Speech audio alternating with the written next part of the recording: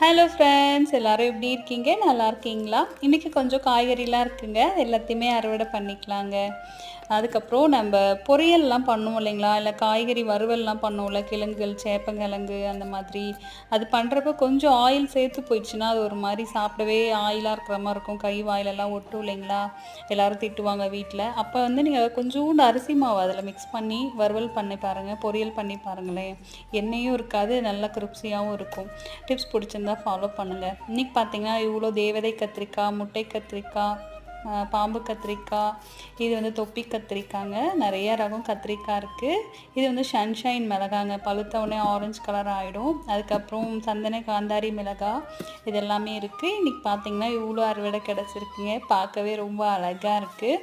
கத்திரிக்காய் எல்லாத்தையும் காரக்குழம்போ இல்லை வறுவலோ பண்ணால் சூப்பராக இருக்கும். வெண்டைக்காய் பொரியல் பண்ணிக்கலாங்க.